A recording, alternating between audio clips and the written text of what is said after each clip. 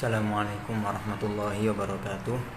Waalaikumsalam warahmatullahi wabarakatuh. Alhamdulillahirabbil alamin. Wassalatu wassalamu ala asyrafil anbiya'i wal mursalin sayyidina maulana Muhammadin wa ala alihi wa sahbihi ajma'in. Rabbi shrah li sadri wa yassir li amri wahlul 'uqdatam min lisani yafqahu qawli. Amma ba'd.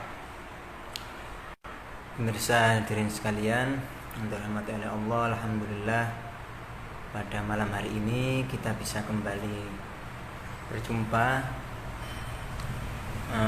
dalam program kita ngobrol bareng Hafid.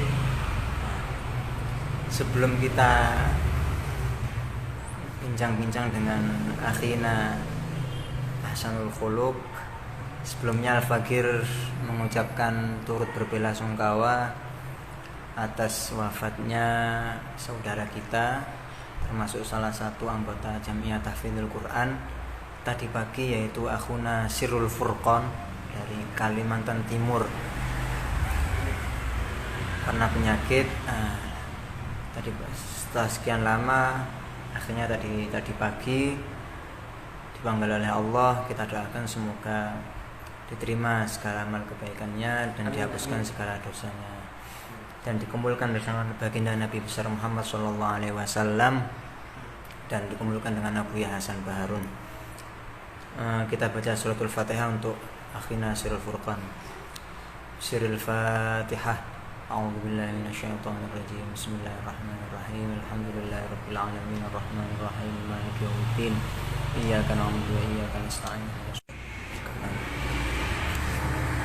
Maaf. Alhamdulillah kita malam hari ini bisa bertamu ke rumah akhina Ahsanul Khuluqi. Beliau ini santri Ponpes Darul Lughah wa Da'wah asal Surabaya. Jadi kebetulan dekat dari rumah saya, jadi saya langsung ketemu. Lebih enak kalau bertatap muka. Sini kita akan sharing-sharing sedikit tentang pengalaman menghafal Al-Quran. Perlu diketahui Ahsanul Khuluq ini masih umurnya berapa? Masih muda kan? Ya, SMP. Iya, 2 SMA alhamdulillah. Kelas 2 SMA. 2 SMA. Umur berapa berarti? 17 tahun. Umur 17 tahun. Baru naik bulan kemarin. Kelas umur 17 tahun. Ada kejadian unik. Jadi barusan saya janjian jam 7 karena saya telat. Jadi saya datang ke sini sampai jam 7 kurang sedikit. Saya telepon kok nggak diangkat-angkat. Ternyata sayup-sayup kedengaran suaranya dia jadi imam. Kecil-kecil begini sudah jadi imam di kampungnya. Alhamdulillah. Insyaallah kedepannya jadi imam besar. Amin amin. Amin. Insyaallah bermanfaat bagi umat. Insyaallah.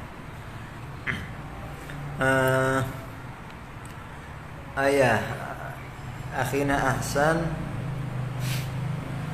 gimana selama liburan ini? Apa aja kegiatannya? Alhamdulillah selama liburan saya dapat murojaah meskipun Di rumah aja ya? Iya, di rumah aja. Di rumah aja. Jadi kebetulan Surabaya ini termasuk katanya zona hitam sekarang. Tapi alhamdulillah segala kegiatan masih bisa berjalan, dan liburan ini jadi liburan yang insyaallah penuh manfaat karena panjang. Insyaallah banyak murojaahnya. Insyaallah. Oke. Kalau boleh tahu, jadi Ahsan ini alhamdulillah sudah menyelesaikan hafalannya 30 juz. Cuma ngafalnya ini sebelum masuk ke Ponpes Darul Lughah wa Da'wah. Kalau boleh tahu dulu di mana mondoknya? Saya dulu menghafal Quran pertama kali di Ponpes Madrasatul Quran. Madrasatul Quran Tebuireng Jombang. Ponpes MQ ya singkatannya. MQ di Jombang. Lebih dikenal dengan MQ. Umur berapa itu? Awal masuk dan awal menghafal itu kelas 1 SMP. Ya, sekitar 13 tahun. Umur 13 tahun. Umur 13 tahun mulai menghafal. dari nol. Dari nol, kelas 1 SMP. Sebelumnya ketika SD nggak ada ngafal, Cuma juz 30. cuma juz 30. Oke. Masuk ke MQ ngafal dari juz Juz 29, juz 29, terus 28, 28, 27, 27, 26. 26, terus Ke depan 1 sampai 25. berarti 30 sampai 26 dulu. Setelah itu ke juz 1 dan selanjutnya. Sampai hatam. Nah, ini metode yang dipakai di MQ. Itu dimulai dari juz belakang. Dari juz 30, 29 sampai 26 baru lanjut ke juz 1.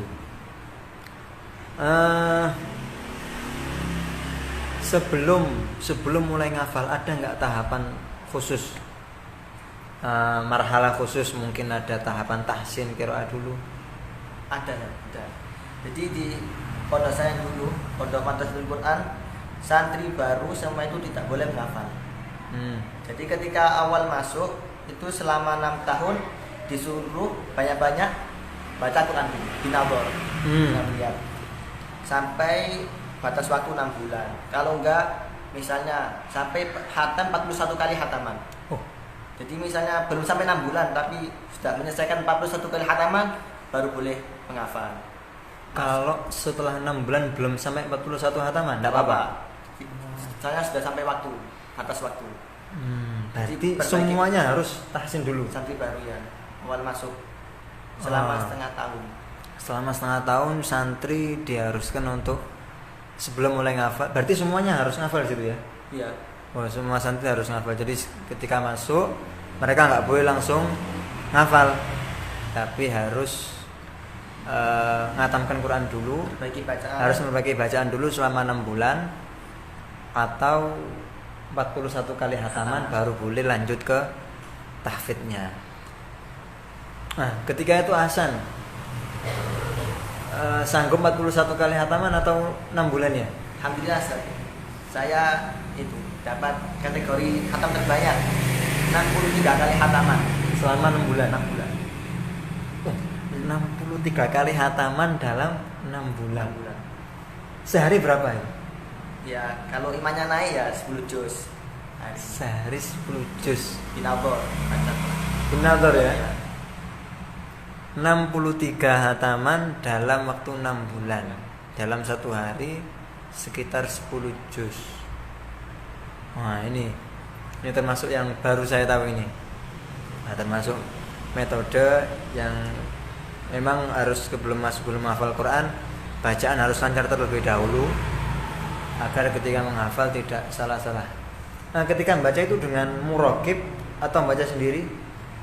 Ketika baca sendiri, tapi di sana ada dijadwalkan baca yang langsung disimak sama muraqib. Jadi itu waktunya di pagi hari. Jadi semua santri baru wajib setor binabor ya, disimak sama ustaz negeri. Nanti kalau ada yang salah dibeduli. Pakai anagom? Pakai ya, ada tartilnya? Itu. Nada standar ada? Tahqiq. Tahqiq. Iya. Tapi kalau yang ngaji sendiri enggak ya? Terserah pokoknya. Oke. Berarti dalam waktu 6 bulan Hasan ini bisa menyelesaikan 63 kali hataman, insyaallah. Baru semester 2 berarti ya? Iya, baru semester 2 baru bisa menghafal. Nah, berarti setelah semester 2 baru itu juz 30. Enggak. Ketika program itu dibolehkan menghafal cuma juz 28 sampai 30. Jadi buat latihan dikit-dikit. Oh, gitu. Kan surat-surat, jadi per ayat-ayat, enggak per halaman. Berarti ketika dalam waktu 6 bulan pertama juga boleh setoran. Iya. Juz 28 sampai juz selingan 30. Oh ya. Oke. Berarti semester kedua Hasan mulai menghafal. Itu berapa tahun? Ketika itu 2 tahun. 2 tahun seperempat lah. Plus kelas persiapannya? Iya. Berarti 2 tahun setengah. 2 tahun setengah. Sampai kelas 3. Kelas 3 sudah hafid. Alhamdulillah Hasan ini bisa menyelesaikan dalam kurun waktu 2 tahun setengah. Dari mulai awal SMP, 1 SMP, selesai kelas 3 SMP. Awal-awal kelas 3 SMP dan langsung ikut wisuda hafid. Hanya dalam waktu 2,5 tahun. Kalau boleh tahu, metode menghafal di sana gimana? Metode menghafal di sana itu sebenarnya ya apa? Tergantung orangnya sendiri. Oh iya, tergantung orangnya. Untuk setorannya ada batas minimal atau batas? Ada. Kalau setoran di sana dibatasi 1 bulan minimal setoran 22 kali. Dalam 30 hari minimal 22 kali. 22 kali setoran. Kalau kurang dari itu nanti ada hukumannya, takzirannya ada. Apa takzirannya? Disuruh berdiri atau disuruh ngaji depan makbarohnya pendiri sampai jam 12 malam atau ya ganti-ganti tergantung ustaznya yang memberikan. Nah. Saya memberikan. Pernah nggak kena? Alhamdulillah nggak pernah. Alhamdulillah. Jadi di sana di MK itu dalam sebulan santri harus store minimal 22. Setoran baru itu ya? Iya. Setoran nambah. Ada nggak setoran murojaah? Ada. Setoran murojaah di sana bisa digabungkan dengan setoran nambah. Jadi sekali dodo itu bisa 2 kali setoran. Nggak juga setoran nambah toh. Oke. Setoran nambahnya berapa? Satu halaman. Satu halaman. Setoran murojaahnya ada yang 1/4. Kalau ustaznya kadang punya waktu luang setengah juz setoran murojaah.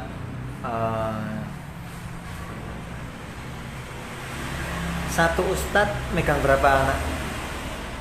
Satu ustadz kalau di sana ustadznya itu memiliki waktu masing-masing dalam nunggu setoran. Ada yang ustadz ini punya cuma 2 waktu setoran toh. Misalnya sama pagi sama sore. Kalau ustadznya memiliki 2 waktu setoran agak dikasih banyak. Paling 12, 13. Tapi kalau punya ustadz ada yang sibuk kayak pengasuh misalnya, kan cuma 1 tok itu setoran subuh. Itu cuma 9 orang. Ada yang ustadz Berarti setorannya bisa ke beda-beda murokib, beda-beda enggak ditetapkan ya. Sampai hatam ustadz ini Terus ya. Ya. Oh, tuh. Jadi misalnya kalau mau pindah sana ada yang nggak cocok itu menghadap kantor. Oke. Nah ini untuk ahsan sendiri dalam sehari biasanya setorannya berapa? Kalau masih awal-awal ya nggak mungkin langsung 1 halaman 2 halaman. Dulu awal menghafal itu setengah halaman. Terus lama-lama alhamdulillah 1 halaman terus naik jadi sehari bisa 2 halaman. Istiqomah 2 halaman. Ada asarnya nggak? Ada pengaruhnya nggak ketika ahsan mulai ngafal itu dimulai dengan membaca dulu 63 kali itu? Alhamdulillah sangat berpengaruh. Jadi sebagian ayat itu nggak perlu menghafal. Jadi saking sering ketemunya dengan ayat ini. Padahal sebelumnya nggak ngafal. Nggak ngafal, cuma baca toh.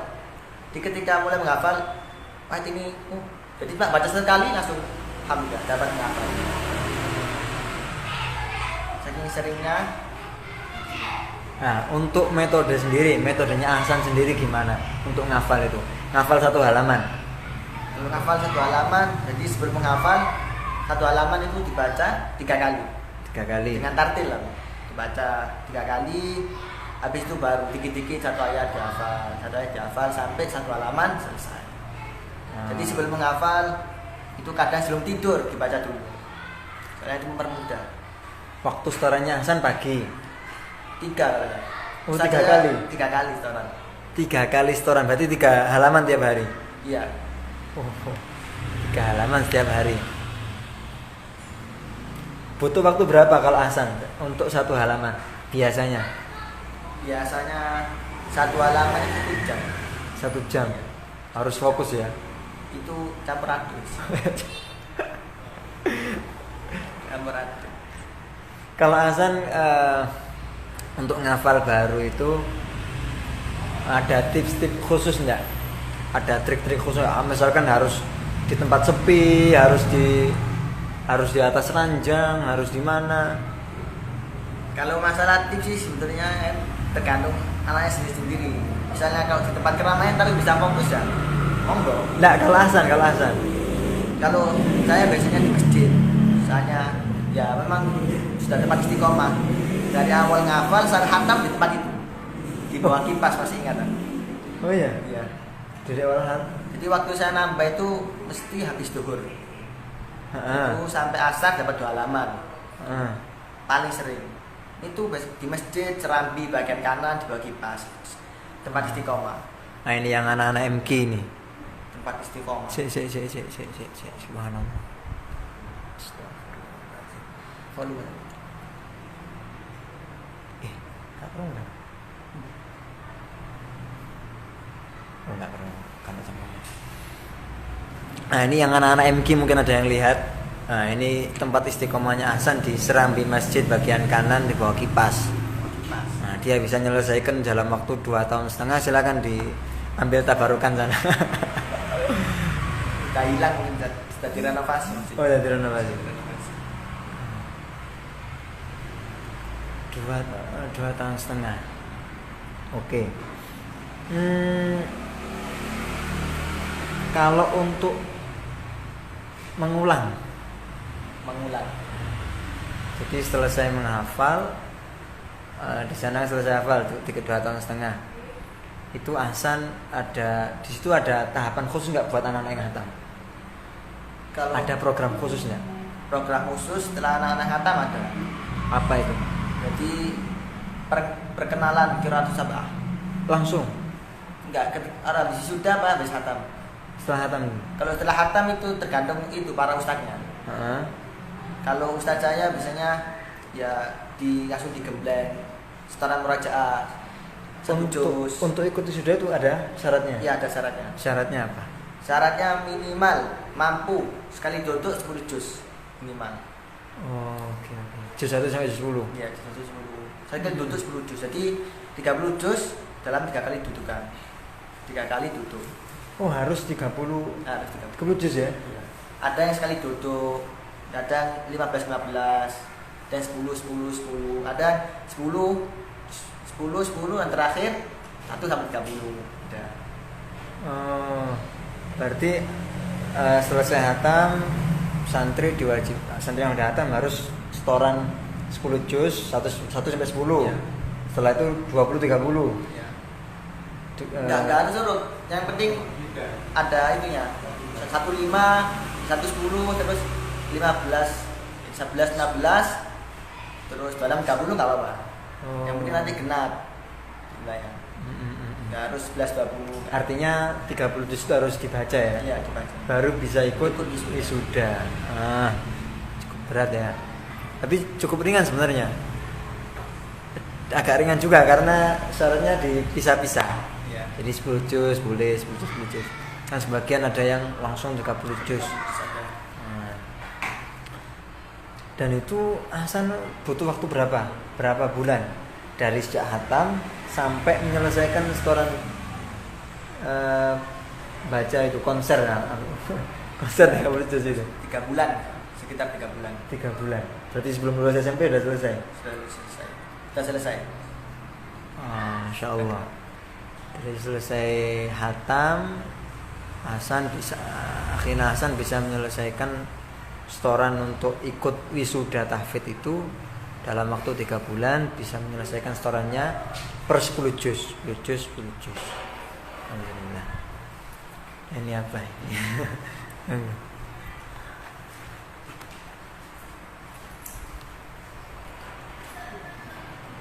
Oke. Kalau boleh tahu kiainya siapa?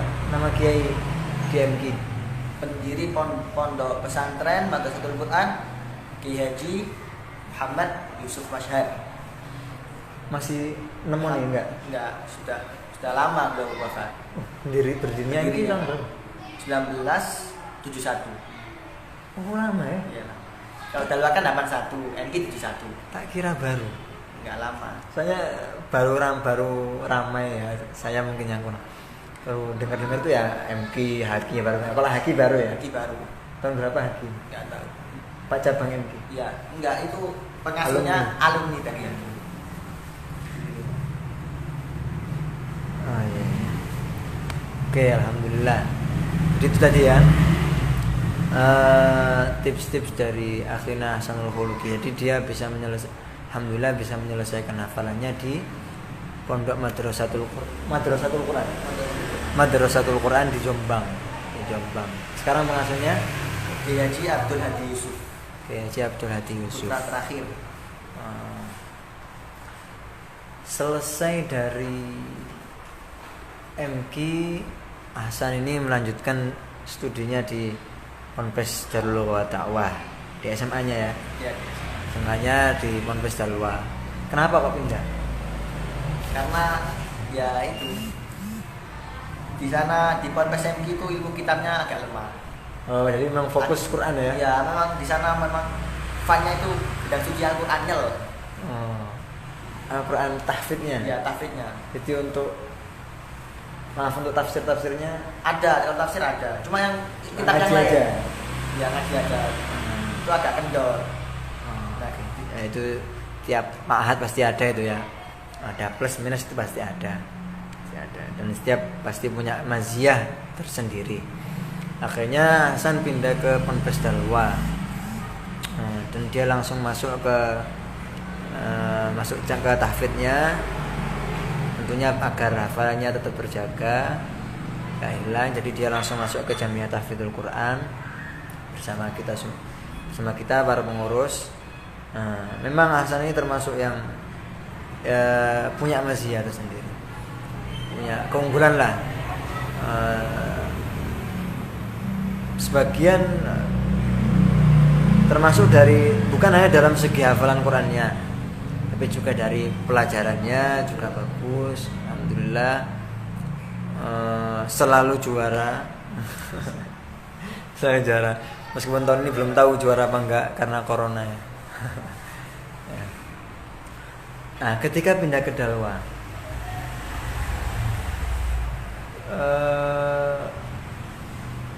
butuh berapa bulan untuk ngulang sampai hatam. Jadi kalau Dalwa itu anak yang baru masuk, meskipun udah hatam dia harus ngulangi lagi dari awal. Nah, untuk Hasan ini berapa bulan sampai hatam lagi di Dalwa? Berhubung di Dalwa itu pondok baru, lingkungan baru, jadi adaptasi. Apalagi awal-awal masuk Dalwa itu nggak kerasan, soalnya ketat. Jadi habis di MQ penjaga Dalwa rasanya di penjara. Ya. Yang lebih keluar lebih enak. Izin nggak perlu bayar. Los. Ya akhirnya adaptasi. Harus mulai dari mengatur waktu murajaah, terus mutolak kita belum, sama nyimak anak-anak sekolah. Ya 1 tahun lah, 1 tahun lebih dikit. Jadi emang kalau anak-anak kayak Hasan ini ketika masuk Dalwa dan bergabung dengan kita di Jamiah Tahfidzul Quran, dia kan sudah punya asas, punya fondasi, sudah hatam. Jadi memang kita minta untuk membantu kita dalam nyemak anak-anak, muraqabah anak-anak yang baru-baru menghafal itu. Jadi memang cukup menguras waktunya. Jadi harus pintar-pintar membagi waktu antara menghafal, murajaah, juga belajar, dan juga khidmah dengan menyemak muraqabah santri-santri yang baru menghafal Al-Quran. Alhamdulillah, meskipun dengan padatnya jadwal tersebut, ala kulli hal semuanya bisa berjalan, ya, enak ya.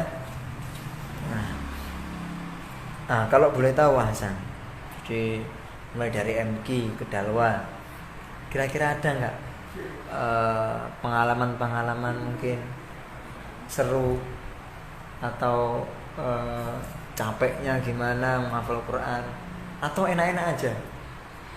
Ya alhamdulillah selama menghafal di Madrasatul Quran ya dikit lah rintangan-rintangan. Dibanding saya melihat teman-teman saya kadang cobanya itu berat, misalnya kayak orang banyak meninggal, itu sangat membuat mental down. Belum lagi kalau dia izin pulang kan paling 2 minggu 7 hari, pasti otomatis ketika balik ke pondok ya pikirannya sudah, hafalannya nggak tahu. Alhamdulillah nggak ngerasain. Lancar ya. lancar-lancar. Paling cuma kendalanya itu ya nemu halaman-halaman yang sulit. Hafal kayak Itu.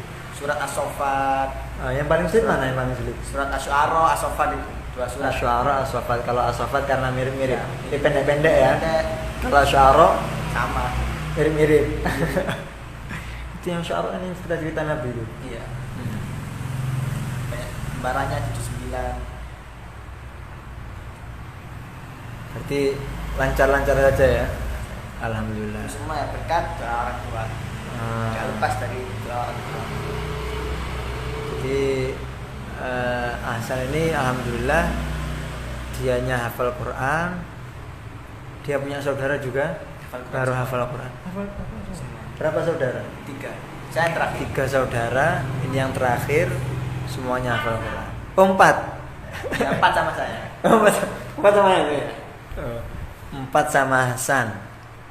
Nah, 4 sama Hasan semuanya hafal Quran alhamdulillah. Kakaknya mau berapa? Kakak yang pertama itu sekitar nggak tahu sih. 27 mungkin. Oh, sudah nikah, nikah. sudah nikah semua. Kalau yang atasnya Hasan Atas pas umur 21. umur 21. Yang mau. Ukti-ukti ini. Alhamdulillah empat-empatnya hafal Quran dan tentu ini nggak lepas dari peran orang tua. Nah, kalau orang tua hafal Quran juga. Enggak. Cuma cita-cita pengen anaknya semua hafal Quran. Orang tuanya nggak hafal Quran, tapi punya cita-cita anaknya hafal Quran dan alhamdulillah tercapai semua. Empat-empatnya hafal Quran. Antum-antum semua yang menyaksikan ini, kalau memang antum belum punya belum dikasih kesempatan untuk menghafal Al-Quran atau belum bisa menghafal atau terlambat misalkan sudah kasep misalkan anggapannya, minimal kita punya keinginan, kita punya angan-angan, punya cita-cita bagaimana keturunan kita menjadi hafadzul Quran, menjadi hamilul Quran, bukan cuma hafil Quran tapi juga hamil Quran, mengamalkan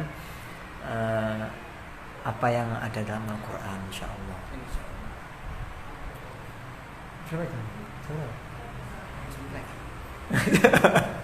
Ngomong Quran ini.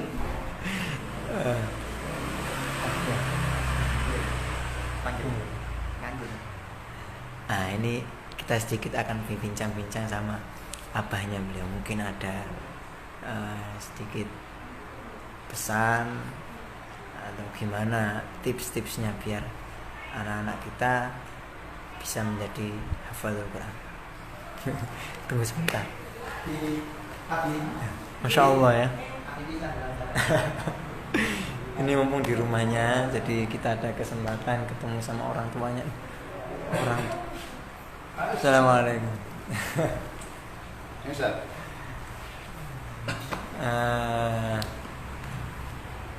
Alhamdulillah ini dengan Bapak Zainal Arifin. Zainal Arifin. Ini abahnya Khina Ahsanul Khuluqi. Alhamdulillah Pak, tadi kita udah bincang-bincang banyak sama Hasan tentang pengalaman ngafal, cara ngafal. Dan yang saya agak kaget tadi di akhir saya tanya punya saudara berapa? 4. Empat-empatnya hafal Quran. Sedangkan saya tanya kalau Abah Umi tidak hafal, cuma kepingin anaknya hafal Quran. Nah ini mungkin ada bagaimana bisa menjadikan putra putrinya bisa menjadi hafal Quran semuanya itu. Iya, pertama itu kepingin dulu. Kepingin.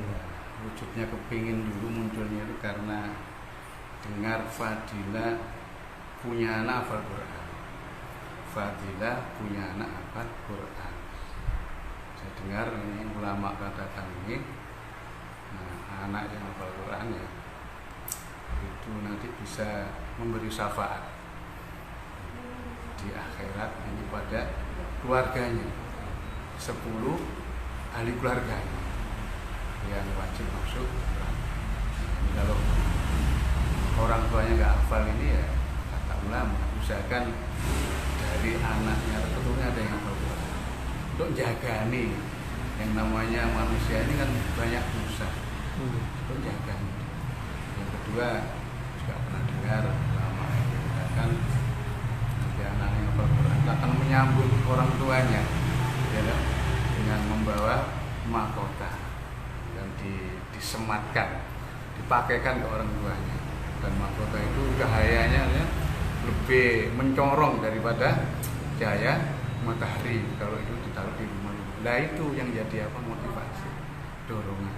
Nah, akhirnya subhanallah, doa minta sama Allah, subhanallah. Jadi anak pertama ini masih di kandungan itu udah dipisah sama Allah.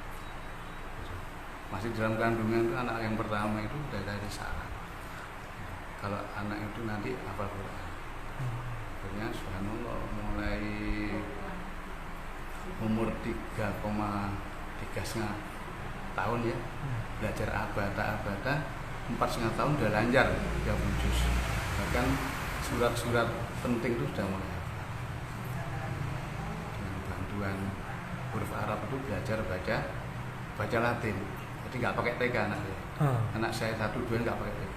Arab dulu. Tapi ya, jadi Arab dulu, Quran dulu, dengan Quran belajar baca Latin. Dua-duanya. Bentar, ada nggak mungkin tips-tips dari apa ketika punya anak dalam kandungan? Mungkin ada resep khusus mungkin dari apa? Kalau istri lagi hamil biar ada apa, bisa bagus gitu. Mungkin biasanya kan ada amalannya. Betul. Jadi terutama diperkuat doa, puasa, hajat untuk anak ini. Jadi anak itu minta hadiah, anak di kandungan itu minta hadiah, puasa hajat 40 hari dan menghatamkan Quran gitu. Sekian kali itu dihadiahkan ke anak. Misalnya malam itu juga malam terakhir ini misalkan tidak kelewatan, itu mengetuk pintu langit. Supaya subhanallah belum lahir sudah bisa, umur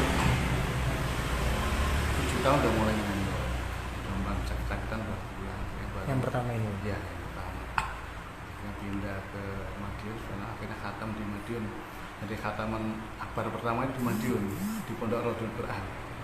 Itu umur 14 tahun.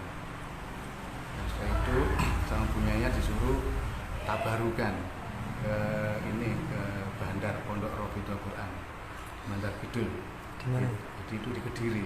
Oh, Kediri. Itu putrinya Mbah Yai Munawir Kerapiak, Julia Munawir. Di sana menghatamkan 41 kali dengan puasa. Jadi puasa khatam sekali sampai 41 kali khatam, terus doa bersama untuk nyambung katanya sanad dengan Mbah Yai Munawir. Tiap hari khatam sekali dalam keadaan puasa sampai 2 hari selesai langsung ke Temboro lagi. 2 kali khataman kubro di Temboro. Jadi yang pertama dilancar oleh Allah, kuburan udah 3 kali. Ya, kami duduk 30 juz 3 kali. Ya, kalau adiknya itu Sugron, ya, Sugron. Ya itu yang ini, dan kakaknya kemarin dari UNER langsung masuk ke virus kak. Alhamdulillah setahun udah ikut khataman. Dan kakaknya ini? Iya. Jadi jadi dari UNER dulu, saya dari UNER dan menghafalkan Quran setahun aja. Selesai wisuda tahun kemarin Desember. Ya, semuanya karena doa, minta sama Allah. Kamu nggak bisa apa-apa. Bapaknya lali-lali Quran. Untuk yang kakaknya Hasan ini berarti umum dulu. Iya, benar dulu. Iya. Untuk SMA-nya mondok? SMA-nya mulai bahasa ini. 2 tahun SMP, sanawiyah 2 tahun, kemudian ke UNER 3 tahun, dan ke MK setahun. 2 tahun. Iya, 2,1. Jadi intinya itu keinginan dan doa, usaha. Saya yakin nanti kalau sungguh-sungguh itu pasti dibicara. Apalagi sekarang ini sudah musimnya orang hafal Quran. Musimnya, kalau namanya musim itu subhanallah, dimudahkan akan ada keinginan 1000 jalan akan terbuka. kalau nggak ada keinginan ya 1000 alasan. Alhamdulillah.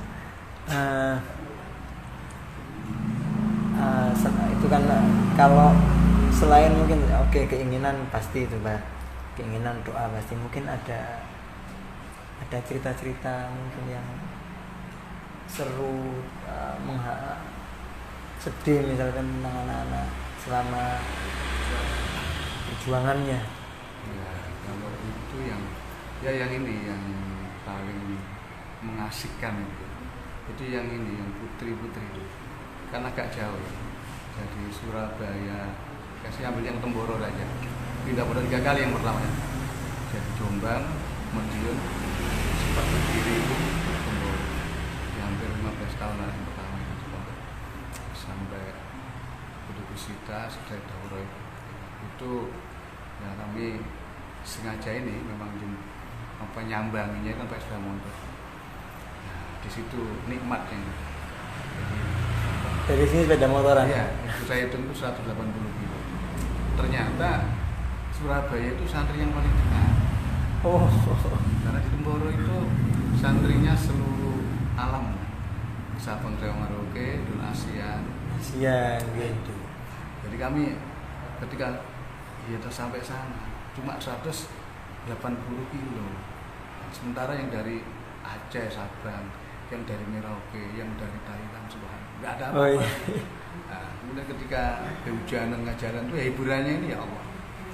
Kalau nggak untuk agama berat, sekarang itu agama ini nilainya lain. Itu orang-orang ahli dunia itu berani kehujanan, dia tuh kemana-mana untuk cari dunia. Nah ini menghibur diri begitu. Ini kayak penahanan gitu. Nah, seperti itu. Jadi masa nonton kompos di hutan, taruban. Iya indah itu, anak kecil masih disuruh bedanya masalah itu, kakaknya itu masih di karena 4 orang boncengan sana. Nah, itu indah. Mudah-mudahan diterima doakan. Jadi yang penting kan itu diterimanya itu ya Allah. Kalau nggak diterima, khawatir nanti di wawancara ini malah jadi. Ini kita niatkan iya, semoga bisa memberikan ibrah buat yang lain, buat semangat buat yang lain, insyaallah. Rupanya ini tinggal panennya. Iya. Setelah itu anak yang ke-3, ke-4 kok kayak dimudahkan kamu. Dimudahkan kok ya laki-laki. Ini sanawiyah tahun ketiga ya udah selesai. 2 tahun setengah lah selesai kalau kakaknya ini yang 1 tahun 1/4 selesai. Nah, rupanya hasil dari awal. Nah, mungkin saya yakin nanti keturunan ini generasi kedua, generasi ketiganya nanti mungkin subhanallah ini ada cerita abamu hafal Quran, kakekmu walaupun tidak hafal, anaknya hafal Quran, subhanallah. Sehingga nanti di akhirat tuh masih kauladina atau rukun dan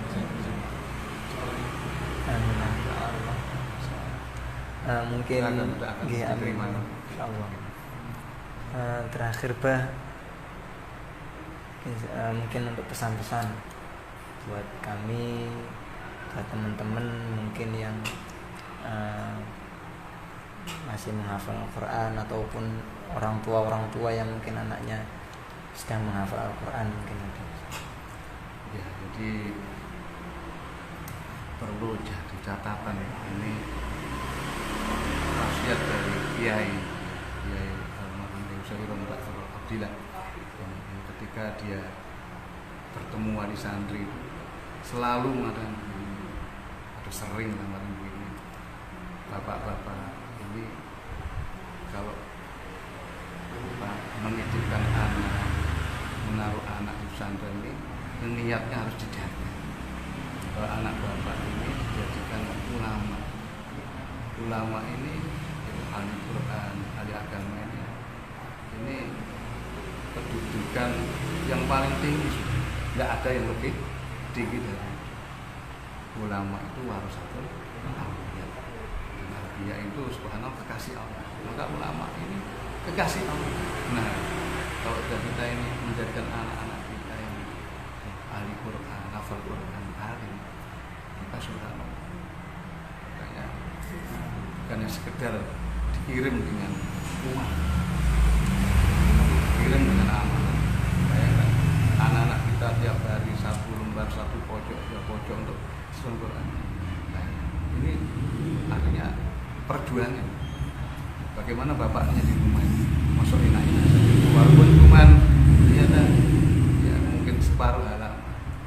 Kalau nggak bisa ingin Al-Fatihah saja, kan buat amal, dikirim ke anak-anak, doa khusus. Artinya sama-sama ada perjuangan dan udah nanti bisa sambung. Dan kalau anak dibangunkan jam 3 gitu, ngantuk-ngantuk tidak tahajud, maka yang di rumah ini ya 2:30 harus bangun seperti ini. Jadi merasakan di sama anak di pondok sekarang ini, masya Allah, tahajud saya di rumah tahajud sambung seperti itu. Jadi insya Allah kalau dan niat menghafalkan Quran itu gak ada takut-takut. Siapa yang niat menghafalkan Quran, dia pun berusaha sungguh-sungguh dan meninggal belum hafal Quran, maka nanti dibangkitkan dia bersama orang-orang yang hafal Quran. Seperti itu. Seperti apa? Niat sungguh-sungguh, usaha sungguh-sungguh, saya diserahkan kepada Allah Subhanahu wa Ta'ala. Jadi yang anaknya mungkin belum dihafalkan Quran, bisa sekarang dihafalkan Quran, ditaruh di dalwarofi. Ini aja.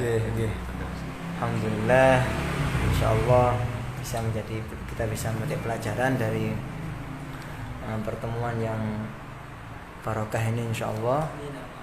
Bagi kita semua, bagi wali santri mungkin yang melihat, wali santri yang ingin anak-anaknya bisa menghafal Quran, kita bisa dapat tips dari Ustaz Zainal Arifin dan juga Khina Ahsanul Khuluqi. Semoga kita semua bisa menjadi ahlul Quran. Keturunan kita menjadi ahlul Quran semua, tidak hanya menghafal Quran tapi juga bisa mengamalkan apa yang ada dalam Al-Quran. Sekian dari saya selaku pengurus Jamiah Tahfidzul Quran, kurang lebihnya mohon maaf.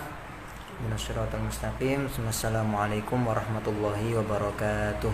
Waalaikumsalam.